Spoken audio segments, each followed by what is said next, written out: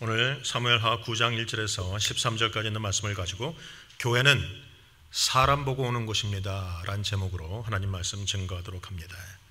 한국이나 미국이나 교회들을 보면 참으로 문제들이 많습니다. 여러 가지 문제들, 우리가 알고 있는 많은 문제들에 교회가 시달립니다. 교회마다 문제가 있는 교회마다 형태가 다 똑같습니다. 서로 사랑이 없고 용서가 없고 용납이 없고 서로 손가락질과 분쟁과 갈등으로 그 모든 끝을 맺습니다. 그런 것을 보면 참 마음이 얼마나 아픈지 모르겠습니다. 성도라면 마땅히 덮어주고 용서하고 용납해야 됨에도 불구하고 우리는 그러지 못합니다. 예수 믿지 않는 자들이 도리어 그런 일에 더 능한지도 모르겠습니다. 예수 믿는 자들은 한 번만 마음이 틀어지면 절대로 하나가 되지 못하는 단점들이 있습니다. 그래서 그것 때문에 사람들이 상처받고 교회를 떠나가서 가나안 교회, 가나안 성도라는 이름도 생겼어요. 신조어죠. 가나안 성도, 안 나가 성도입니다. 교회를 이곳이고 저곳이고 다 안 나가 버리는 것으로 끝나는 것이 얼마나 많은지 모릅니다. 여러분, 교회의 문제는 분명 목회자의 문제로부터 시작되는 것이 분명합니다. 그런 의미에서 저는 목회자로서 여러분에게 먼저 용서를 구하고 싶고 사과하고 싶습니다. 그러나 꼭 목회자의 문제만은 아니고 목회자의 문제를 넘어서 성도끼리의 문제도 또한 있는 것도 저희들이 알고 있습니다. 여러분에게 부탁하고 싶은 것은 어떠한 일이 있어도 목회자 때문에 신앙을 저버리는 일은 하지 마셔야 합니다. 그것은 하나님 앞에서 어리석은 일이기 때문에 그렇습니다.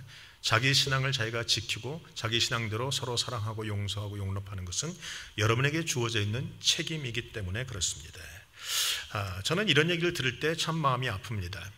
교회 좀 문제가 있고 성도께 상처를 받고 나면 사람들이 이렇게 얘기하죠. 나는 교회를 하나님만 보고 나와.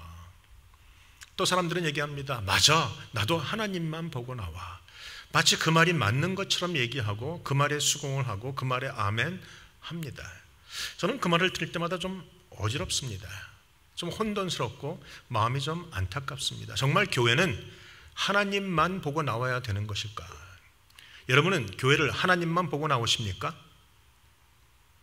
그렇다면 왜 이렇게 멋있게 차려입고 왜 화장하고 그러고 나오십니까? 대충 나오도 되지 않겠습니까? 하나님만 보러 나오는데 하나님만 보고 나온다는 말이 맞는 말인 것처럼 보이지만 사실은 맞지 않는 말입니다. 교회는 결론적으로 말하면 사람 보고 나와야 합니다. 어떤 사람입니까?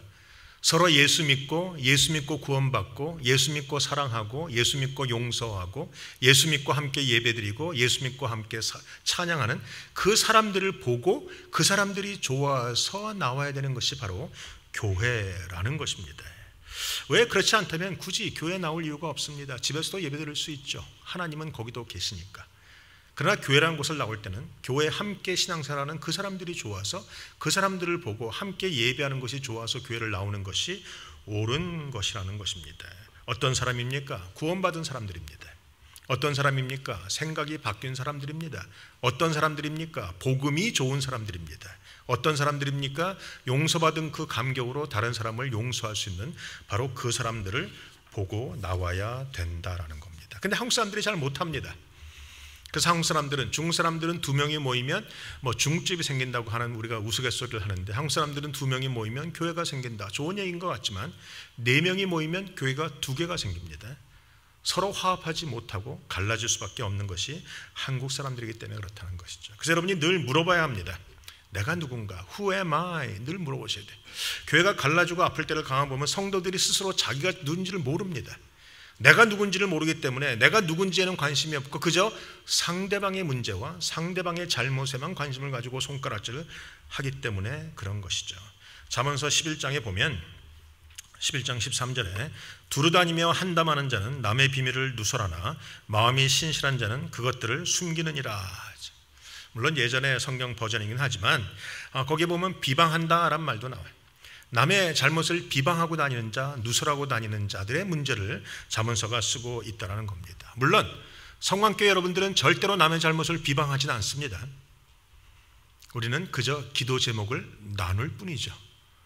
많은 사람들이 기도 제목을 나누는데 그 기도 제목을 나눔 속에 꼭 이상하게 상대방의 잘못을 얘기하는 경우가 상당히 많습니다. 어떤 목사님도 어떤 성도에게 굳이 조그만 것을 기도 부탁을 했는데 그게 순식간에 온 교회에 퍼져가는 경우들도 얼마나 많이 보는지 모르겠어요. 마찬가지로 권사가 권사님에게, 장로가 장로님에게 기도 부탁을 했는데 그게 확 퍼지는 경우들이 참 많이 있습니다. 그래서 여러분에게 말합니다. 기도 제목 나누지 마십시오. 그것이 항상 좋은 일이 되지 못합니다. 중보기도 제목을 그 본인에게서 들었으면 입을 다무시고 그저 기도하시면 됩니다. 하나님이 원하시면 그 사람을 통해서 또 다른 사람에게 직접 말할 건지, 내가 전화해서 그 가정에 이런 문제가 있대 이렇게 기도해 줘야라고 할 필요가 없다라는 것입니다. 그것은 지혜로운 것도 아닙니다. 그것은 사실은 남의 비밀을 누설하는 일에 불과합니다. 성경은 신실한 자는 남의 잘못을 덮어준다라고 말합니다. 여러분, 남의 잘못을 보고 그냥 모른 척하란 말이 아닙니다. 남의 잘못을 보았으면 그것이 마음이 아프고, 마음이 아프면 그걸 붙잡고 하나님께 나가서 기도하라는 얘기지, 그것을 모른 척하다 혹은 그것이 옳지 않은 것을 옳다라고 인정해 주는다는 말은 아니에요. 그러나 하나님 앞에서 그것을 딜하라라는 것입니다. 사단은요 떠들고 다닙니다. 사단은 남의 잘못을 다 들춰냅니다. 그러나 주님은 덮어주십니다. 여러분이 많이 알고 있는 오래전에 들었던 예화도 그런 것이 있었을 거예요. 여러분도 다 들었을 겁니다. 어떤 목사님이 신방을 가서 맛있게 차려주는 음식을 먹고 예배를 드렸습니다. 그런데 얼큰한 매운탕 같은 게 나와서 먹고 보니까 이 목사님에게 약점이 있었다고 하죠. 담배를 피는 약점. 성도들에게 말을 못하고 담배를 피는 사람이기 때문에 얼큰한 매운탕을 먹고 나니까 그 입맛 때문에 뭔가 담배를 피워야지만 된다는 것이, 그래서 그분이 참다 못해서 화장실에 가서 조금 한 모금 피고 나왔습니다. 근데 나오다가 그 집 주인을 화장실 앞에서 딱 만난 거예요. 담배 안 피는 사람은 담배 피는 사람을 금방 압니다. 아무리 양치라고 별거 다 해도 냄새가 나죠. 여자 주인이 냄새를 맡았습니다. 마음이 철렁했습니다. 그 다음에 신방을 어떻게 치렀는지도 모릅니다. 신방 끝나고 나서 다 집에 돌아가고 잠이 안 와서 전화를 들었다 놨다 했습니다. 이걸 내가 전화를 해서 우리 장로님에게 알려드려, 우리 권사님에게 기도 부탁을 해. 그러다가 하나님께서 한 말씀 하셨어요. 네가 기도하라. 그래서 그 말씀을 듣고 그 여자 성도는 새벽부터 나와서 기도하기 시작합니다. 목사님 보니까 어제 신방 갔던 그 집안 여자 성도가 새벽부터 나와서 기도하는 거예요. 마음이 좀 불편해졌습니다. 무슨 문제가 생겼을까? 목사님들의 마음이 그래요. 기도회 안 나오던 사람이 기도 나오면 마음이 철렁합니다. 저것도 무슨 문제가 있는 건 아닌가? 그래서 목사님은 여기서 기도합니다. 하나님, 저 여자 집사님의 기도를 들어주시옵소서. 그 여자 집사님은 기도합니다. 우리 목사님 담배 끊게 해주시옵소서. 서로 기도가 막 물려가는 거죠. 기도가 한 일주일쯤 있다가 여자 성도님이 목사님을 만났습니다. 목사님, 잠깐 드릴 말씀이 있습니다. 뭔가요 하는데 담배 냄새가 나요. 여자 성도님이 아직도 피시는구나. 그러면 다시 오겠습니다. 갔어요. 석 달을 기도했습니다. 석 달 만에 목사님 드릴 말씀이 있는데요. 뭔가요? 담배가 냄새가 안 나요. 그때 비로소 얘기하기 시작했어요. 목사님이 석 달 전에 우리 집에 와서 신방하실 때 담배 피는 거 제가 알았습니다. 목사님 얼굴이 빨개졌죠. 근데 내가 아무한테 얘기하지 않고 하나님께 기도하기 시작했습니다. 목사님 담배 끊게 해달라고. 제가 보니까 담배 끊으신 것 같은데 맞지요? 그러면 목사님이 실토합니다. 한 달 전부터 담배만 피면 속에서 창자가 끊어지는 것 같아서 필 수가 없었다고. 나는 내가 끊은 줄 알았는데 집사님의 기도 때문이었군요. 고맙다고 눈물 흘리면서 회개하고 아름다운 교회를 만들어 갔다라는 겁니다. 여러분, 남의 잘못을 덮어준다는 것이 그런 것입니다.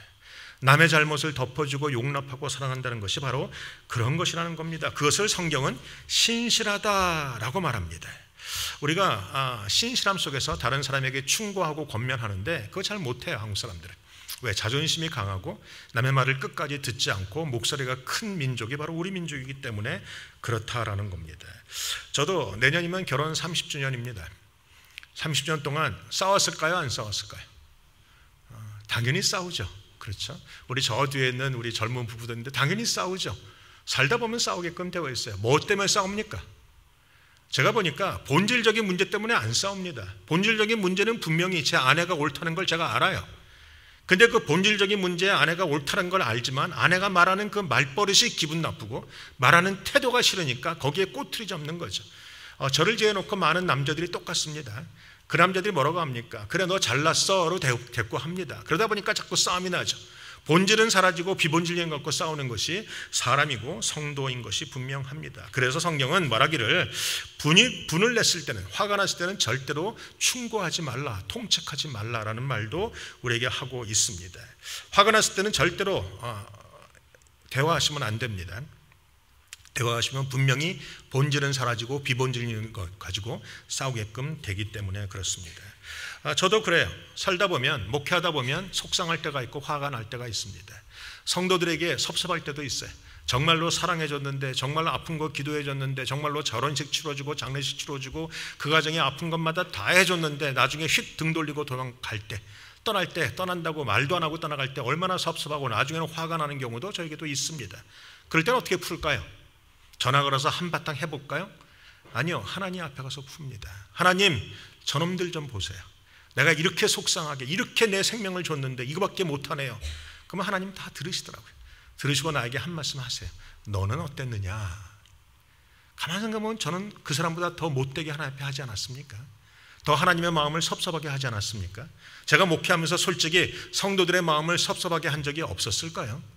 다 있을 겁니다. 내가 어떤 결정을 하거나 내가 어떤 것을 말할 때 성도들이 잘못 이해하거나 혹은 이해를 바로 해서라도 분명히 섭섭하고 아프고 상처받은 적은 있었을 겁니다. 그러면 제가 그들에게 다 용서를 구했을까요? 아마 못했을 겁니다. 그러면 저도 그들에게는 아픈 사람인 것이 분명하죠. 내 자신이 누군지를 생각하다 보니까 그 사람이 이해가 되어지고 그 사람이 용서가 되어지고 그 사람을 품게 되는 것이 바로 기도하는 자의 모습이다라는 것입니다. 사실은요, 남을 이해한다는 거 쉽지 않습니다. 몸부림쳐야 이해가 됩니다. 죄 짓는 것이 쉽지 예수 믿는 것이 쉽지 않습니다.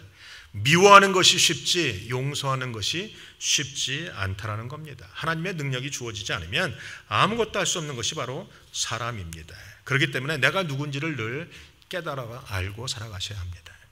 오늘 본문으로 이제 시작해 보십시다. 오늘 본문에는 세 사람이 나옵니다. 다윗이 나오고 요나단이 나오고 그리고 요나단의 아들 무비보셋이 나옵니다. 물론 요나단은 죽은 상태이지만 이름이 그렇다는 것이.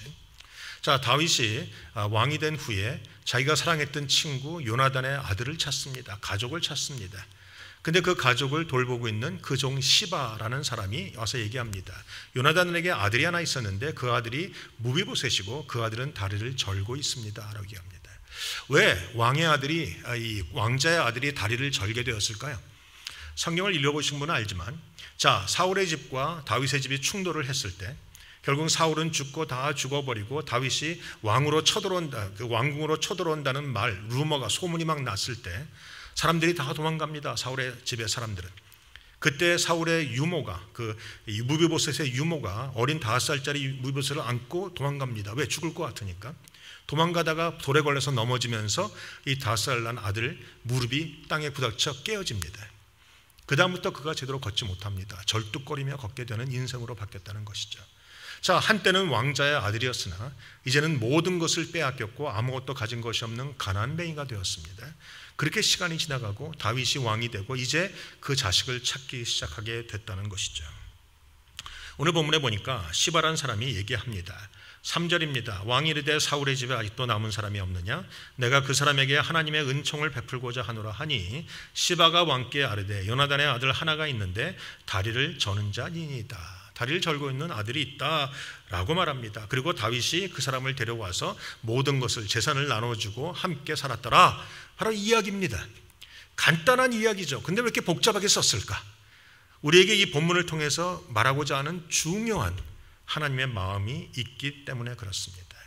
여러분이 성경을 공부할 때 거기는 그 방법이 있습니다. 중요한 방법 중에 하나가 성경의 본문을 읽다가 반복적으로 나오는 문장이나 단어에 주의하시면 됩니다. 한 번 이상 쓴 단어나 문장이 나오면 거기에는 반드시 하나님이 우리에게 말씀하고자 하는 그런 의미가 있다는 거예요. 오늘 본문에 2번 이상, 2번 쓰고 있는 것이 어떤 것일까요? 문장에 보니까 요나단으로 말미암아 은총을 베풀겠다 똑같이 2번 나옵니다. 또 나오는 단어가 있습니다. 무비보셋은 다리를 전다라는 단어가 2번 나옵니다. 아니, 그가 다리를 저는 게 뭐 자랑거리도 아니고 그건 뭐 2번씩이나 굳이 쓸 이유가 있을까요? 다윗에게 있어서 어떤 사람이 다리를 전다, 절뚝발이다. 예전에 성경은 절뚝발이라고 나왔는데 다리를 전다라는 것이 어떤 의미가 있을까요? 우리는 그냥 쓱 지나가는 단어입니다. 다리가 절든 건 뭐 아프니까 혹은 다쳤으니까 그렇지만 다윗에게는 절뚝발이라는 단어가 굉장히 중요한 단어입니다. 여러분 사무엘하 5장에 보면 다윗이 이제 다윗성이라고 말하지만 그 헤브론 성을 정복하러 올라갑니다. 그때 그 성에 있던 여부스 사람들이 한마디 합니다. 그 성은 높은 곳에 있기 때문에 다윗이 쳐들어 올라갈 때 그 헤브론이 아니라 예루살렘 성에 쳐들어 올라갈 때 거기에 있던 사람들이 뭐라고 하냐면, 자, 다윗 같은 사람은 올라와도 우리 중에서 소경이나 절뚝발이도 능히 이긴다, 이렇게 얘기했어요. 여부스 사람들이 거기서 막 빈정거리고 얘기했습니다. 그 말을 들은 다윗이 화가 났죠. 자존심이 상했습니다. 그래서 쳐들어 올라갑니다. 그리고 뭐라고 하냐면, 여러분 거기에 보면 5장에 이렇게 나와요. 사무엘하 5장에 보면 6절, 왕과 그의 부하들이 예루살렘으로 가서 그 땅 주민 여부스 사람을 치려하매 그 사람들이 다윗에게 이르되 내가 결코 이리로 들어오지 못하리라. 맹인과 다리 저는 자라도 너를 물리치리라 하니 그들의 생각에는 다윗이 이리로 들어오지 못하리라 함이라. 다윗이 시온 산성을 빼앗았으니 이는 다윗 성이더라. 그날에 다윗이 이르기를 누구든지 여부스 사람을 치거든 물 깃는 데로 올라가서 다윗의 마음에 미워하는 다리 저는 사람과 맹인을 치라 하였으므로 속담이 되어 이르기를 맹인과 다리 저는 사람은 집에 들어오지 못하리라 하더라. 얼마나 다윗이 마음이 상했으면 군인들에게 얘기합니다. 올라가서 쳐라. 그냥 올라가지 말고 물이 내려오는 그 길목으로 들어가면 올라갈 수 있다. 예루살렘은 높은 데 있고 물이 내려오는 그 골목이 따로 있었거든. 치되 가서 누구부터 치라고요? 맹인과 다리 저는 사람부터 쳐라고 하게. 그리고 뭐라고 합니까? 속담이 이르기를 맹인과 다리 저는 사람은 절대로 다윗의 집에 들어오지 못한다. 다윗의 마음이 상했다라는 겁니다. 쉽게 얘기하면 자존심이 상했다라는 겁니다. 요새 말로 말하면 상처받았다라는 겁니다. 그래서 미워하기 시작합니다. 그런데 오늘 본문에 나오는 사무엘하 9장에 보면 뭐라고 나옵니까? 자기가 그토록 찾고 찾았던 요나단의 아들이 어떤 상황이에요? 다리를 절뚝이는 상황. 다윗이 미워하는 사람의 모습이 그 사람에게 있다라는 거죠. 자, 이것이 오늘 본문의 중요한 요소입니다. 그런데 재미있는 것은 다윗은 요나단의 아들 무이보셋을 불러서 왕의 상에서 밥을 먹습니다. 자, 여러분에게 물어봅니다. 여러분이 꼴 보기 싫은 사람과 밥을 먹을 수밖에 없는 상황이라면 그 사람을 어디다 두고 먹을까요? 앞에 둘까요? 옆에 둘까요? 안 먹어보셨습니까? 꼴 보기 싫은 사람하고 왜 밥 먹어요? 그래. 옆에 두고 먹어야 합니다. 왜? 그렇지 않으면 앞에 두면 자꾸 쳐다보면 화가 나니까 소화가 안 되죠. 그때는 옆에 두고 먹는 거예요. 옆에 두고 먹는 거예요. 자, 그러면 다윗은 무이보셋을 어디다 두고 먹었을까요? 옆에 뒀을까요? 제 생각에는 앞에 두었을 겁니다. 왜요? 오늘 본문에 보면 또 한 번 나오는 단어가 있다고 말씀드렸죠. 요나단으로 말미암아 내게 은총을 베풀리라. 자, 무비보셋 그 사람은 다리가 절기 때문에 다윗이 미워하고 상처받고 막 자존심이 상했던 그 사람의 모습이지만, 그 사람을 불러서 밥을 먹을 수 있는 이유가 있다면 바로 자기가 사랑했던 친구 요나단으로 인해서 가능한 것이죠. 여기에 우리의 핵심이 있습니다. 자, 우리는 한 번 미워하는 사람하고는 절대 밥을 먹지 않습니다. 한 번 마음이 상하면 그 사람 꼴도 보기 싫어합니다. 더 나아가서 내 눈에 흙이 들어가기 전까지는 그 사람하고 상대도 안 하겠다고 하는 것이 성도들의 모습입니다. 그런데 다윗은 달랐습니다. 비록 마음에 상했고 상처받았고 싫어하는 사람의 모습을 무이보셋이 갖고 있었지만 요나단으로 인해서 그것을 이해합니다. 요나단으로 인해서 용납합니다. 요나단으로 인해서 용서한다라는 겁니다. 자기가 세운 법칙, 눈에 흙이 들어가기까지는 절대 못 받아줘 하는 법칙을 누가 깹니까? 다윗 자신이 깨버립니다. 누구 때문입니까? 요나단 때문입니다. 자, 이 절에 한번 적용을 해보십시다. 다윗은 왕입니다. 왕은 성경에 항상 하나님으로 대변됩니다. 요나단으로 인해서, 요나단은 예수님으로 우리가 대변할 수 있을 것이고, 무비보셋은 죄 많은 우리의 모습으로 대변할 수 있을 겁니다. 하나님이 미워하는 사람이 있습니다. 바로 죄 지은 사람들입니다. 저나 여러분에게 죄가 있을까요? 없을까요? 다 있습니다. 하나님이 보시기에 미워하는 모습이 우리에게는 다 있습니다. 물론 나는 저 사람보다 좀 나아라고 말할지 모르지만 하나님 앞에서는 다 똑같습니다. 그 사람은 내가 보기에 더 못된 죄인이고 더 중범죄일지라도 하나님 보시기에는 죄는 죄지, 무거운 죄, 가벼운 죄, 약한 죄, 큰 죄라는 건 없어요. 죄는 죄일 뿐입니다. 하나님 보시기에는 미워하는 마음이 다 있죠. 우리는 하나님 앞에서는 무비보셋일 수밖에 없어요. 하나님이 미워하는 모습이 있기 때문에 그렇습니다. 그러나 하나님은 여전히 우리를 하나님의 상으로 초청하십니다. 무엇 때문일까요? 누구 때문일까요? 예수 그리스도 때문입니다. 오늘 본문에서 말하는 것처럼 요나단으로 인하여, 요나단으로 말미암아 은총을 베푸는 일들을 우리가 경험하고 있다라는 것입니다. 사랑하는 성도 여러분, 우리가 이 하나님의 비밀을 깨달아 안다면 온전하지 못한 죄된 우리들의 모습이라도 예수님으로 인하여 우리를 품을 수밖에 없는 하나님의 마음을 알게 된다면 여러분도 다른 사람을 용서할 수 있습니다. 여러분도 다른 사람을 품어줄 수 있습니다. 내가 생각하기에 아무리 못돼 먹은 사람이라도 우리가 그 사람을 불러서 같이 밥을 먹을 수 있다라는 것입니다. 성경은 뭐라고 합니까? 하나님의 말씀에 보면 우리의 죄가 아무리 주홍빛 같을지라도, 우리의 죄가 아무리 진홍빛 같을지라도 오라 서로 변론하자, 너희 죄가 흰눈 같아질 것이고 라는 말씀이 성경에 기록되어 있지 않습니까? 여러분, 우리는 예수로 말미암아 왕 같은 제사장이 된 사람들입니다. 예수님 때문에 왕의 상에서 밥을 먹을 수 있는 것이죠. 여러분이나 저나 솔직히 말하면 무비보셋처럼 지극히 지독하게 싫어하는 사람들이 항상 주위에 있습니다. 여러분의 마음에 100% 맞는 사람이 누굴까요? 남편인들 맞습니까?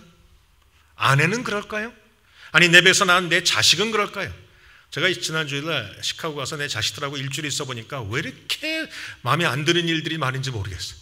일어나는 것도 그렇고 밥 먹는 것도 그렇고 하는 것도 그렇고 그냥 자꾸 화가 내가 막 나는 것들이 있더라고요.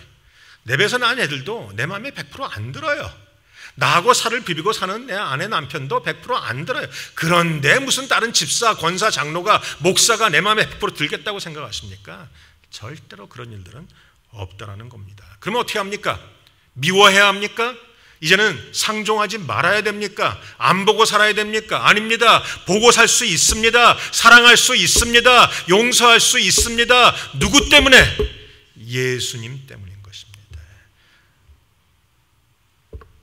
요나단 때문으로 말미암아 다윗이 무비보셋에게 은총을 베풀듯이 우리도 예수님 때문에 용서할 수 있어요. 용서할 수 없다면 무엇 때문입니까? 때때로 저는 그런 성도들을 만납니다. 목사님 절대 용서가 안 됩니다. 용서할 수 없다면 무슨 이유 때문입니까? 여러분이 무비보셋인 것을 잊어버렸기 때문에 그렇습니다. 제가 무비보셋이었던 것을 잊어버리면 내 마음속에 교만함이 들어갈 수밖에 없어요. 그러면 그때부터 뜬뜬해지고 다른 사람을 용서할 수 없습니다. 제가요, 교만이라는 것이 얼마나 무서운지를 알았어요. 제가 지난번에 한번 말씀을 드렸지만 영락교에서 저는 93년인가 4년부터 2000년까지 사역을 했습니다. 그때 사역을 할 때 저는 전도사였어요. 나이가 먹어서 풀러 신학교를 가서 공부를 해서 전도사로 은혜로 됐는데 그때는 옆에 권사님들이 전도사님 불러주면 마음이 막 이렇게 감동이 오더라고요. 야, 나 같은 사람이 전도사가 됐구나. 그 전도사라는 단어가 막 두렵고 떨리고 감사하고 막 그랬어요. 늘 감격스럽고 늘 은혜 안에 있었고 그러다가 목사 안수를 받고 목사가 됐습니다. 목사가 딱 된 주 첫째 주에 그 권사님이 나이가 먹어서 그런지 어쨌는지 그것을 잊어버리고 저한테 감히 전도사님 부르더라고요. 내 마음속에 어떤 생각이 들었을까요? 아니 내가 지난주에 목사 안수 받은 거 저 할머니가 잊어버렸나? 라는 생각이 든 거예요. 어떻게 나를 목사인데 전도사라고 불러?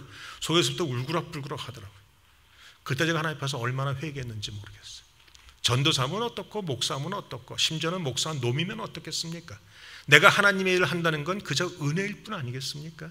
내가 하나님 앞에 구원받은 자이고 내가 하나님 앞에 용서받은 자인 거 그 감격으로 내가 목회자가 됐는데 그 목사라는 호칭 하나 갖고 내 마음이 막 움직이더란 말이죠. 그럼 여러분은 별반 다르습니까? 우리가 내 자신이 누군지를 자꾸 잊어버리면 교만해지고 잊어버리면 딱딱해지고 잊어버리면 다른 사람을 용서하지 못합니다. 저와 여러분은 누굽니까? 우리는 무비보셋입니다. 우리는 다리를 절뚝이는 자들입니다. 온전치 못하는 자들입니다. 그저 은혜로 성도가 되었고 은혜로 목사가 되었고 은혜로 장로가 되었고 은혜로 이 자리에 서 있다라는 것입니다. 사랑하는 성도 여러분, 성경은 요한 1서에서 말합니다. 아버지께서 너의 어떠한 사랑으로 너희를 사랑했는지 보라라고 성경은 얘기합니다. 저는 나이가 먹어가면서 더 하나님의 사랑을 깊이 느끼기를 원하는 사람입니다. 나이가 먹어가면서 더 마음속에 감동과 감격이 많아지는 사람이 되길 원합니다. 그런데 실상은 나이가 먹어가면서 자꾸 감동이 사라져요. 눈물도 많이 사라집니다. 어머니를 봐도 눈물이 잘 안 나오는 경우가 많이 있어요. 예전엔 참 많이 울었어요. 우리 어머니가 치매가 들어가신 다음부터 자꾸 울었어요. 그냥 보기만 하면 울어서 제가 어머니 만날 때는 안경을 선글라스를 끼고 가든지 아니면 가서 내가 멀찌감치 우리 아내는 왜 어머니한테 왔는데 가까이 안 가냐고 눈물이 나니까 못 가는 거였어요.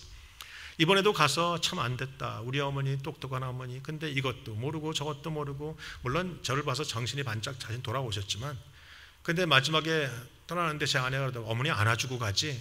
전 사실 안아주기 싫었어요. 왜 안아주면 꼭 울 것 같으니까. 그냥 됐어 어머니 금방 올게요. 안아주고 가. 어머니를 안는데 눈물이 팍 터지더라고요. 이게 참 사람이란 게 그래요. 나이가 먹으면 자꾸 딱딱해지는 마음이 안타깝습니다. 사랑하는 부모에게도 그렇지만 하나님에게도 딱딱해지는 게 안타까워요. 여러분 교회 나오시면 좋으십니까? 교회 나오시면 막 감동이 일어나십니까? 교회 나오시면 예배를 드리면 나 같은 죄인 용서하신 하나님 앞에 구원의 감격으로 눈물이 좀 나십니까? 나셔야 됩니다. 그래야 다른 사람 제대로 사랑할 수 있는 것이에요. 그냥 당연하다고 생각하시면 절대로 아닙니다. 여러분이 구원받은 것 당연한 일이 아닙니다. 하나님이 예수님을 죽이시고 그의 보혈에 의지해서 여러분을 사랑하시는 것입니다. 자, 무비보셋을 앞에 놓고 다윗이 밥을 먹으면서 어떤 생각을 가졌을까요? 꼴 보기 싫은 다리를 봤을까요? 아닙니다. 얼굴을 봤을 겁니다. 얼굴 보면서 무슨 생각을 했을까요? 그놈 참 아빠 닮았구나. 내가 사랑했던 요나단하고 이렇게 말하는 것도 똑같고 밥 먹는 것도 똑같고 이게 씹는 것도 똑같고 그냥 그 사랑 그 생각 가운데 있어서 하나님이 우리를 보실 때 그렇게 보십니다. 우리가 죄진 것 우리는 기억하지만 하나님은 기억하지 않아. 너 몇 날 며칠 몇 시에 어떤 죄를 졌지, 너 그때 사람들을 상하게 했지, 못되게 굴었지 생각 안 하세요. 하나님은 우리를 바라볼 때마다 그분의 아들 예수 그리스도의 모습만 바라봅니다. 그게 하나님의 사랑인 것이. 그 사랑이 우리 가운데 있어야 합니다. 그 사랑이 교회 가운데 있을 때 교회는 그 사랑 가운데 있는 사람들을 보고 오는 것이 되어야 합니다. 우리는 늘 부흥을 얘기합니다. 그런데 우리 안에서 사랑이 일어나지 않으면 부흥은 없습니다. 사람을 끌어올 수 있겠죠. 지금보다 20명, 30명 더 끌어모을 수 있습니다. 그러나 우리 안에서 사랑이 일어나지 않는 한 지금은 끌어모아도 어느 순간인가 뭔가 하나 딱 문제가 생기면 다시 쫙 갈라집니다. 여러분 안에서 먼저 사랑이 시작돼야 합니다. 여러분 안에서 먼저 내가 무비보셋인 것이 깨달아져야 됩니다. 옆 사람에게 고백하세요. 나는 무비보셋입니다. 한번 고백해 주세요. 저는 속이 상할 때마다 그 생각을 합니다. 나는 무비보셋이다. 여러분 이것이 사랑입니다. 에베소라는 교회가 있었죠. 계시록에 보면 에베소서 교회가 있습니다. 그 교회에 하나님께서 계시록을 통해서 하신 말씀이 있습니다. 그 교회는 많은 칭찬이 있었어요. 내가 견딘 것, 참은 것, 인내한 것, 내가 봉사한 것, 내가 하나님 앞에 드린 것 다 기억한다고 말씀하십니다. 그런데 내가 내게 책망할 것이 하나 있는데 뭡니까? 내가 첫사랑을 잊었노라. 그리고 주님 뭐라고 하십니까? 첫사랑을 회복하지 않으면 내가 너에게 가서 촛대를 옮기겠다라고 말씀하셨어요. 저는 목회자이기 때문에 촛대에 관심이 많습니다. 그래서 늘 그 말씀을 자꾸 읽어요. 제가 목회자 될 때가 있던 첫사랑, 나이가 먹어가면서 잃어버리고 있는 이 사랑을 내가 회복하지 않고 회개하지 않으면 하나님께서 촛대를 옮기시겠구나. 촛대가 옮겨진 교회 소용없습니다. 교인이 아무리 많아도.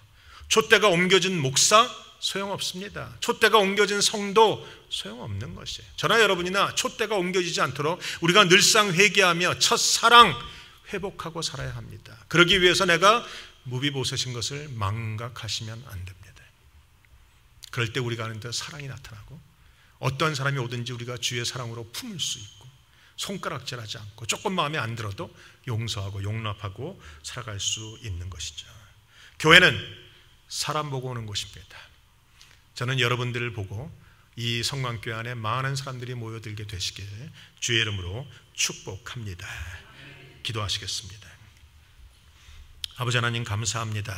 교회는 하나님을 보고 오는 곳과 동시에 사람들을 보고 오는 곳입니다. 우리가 그것을 잊지 말게 하시옵소서.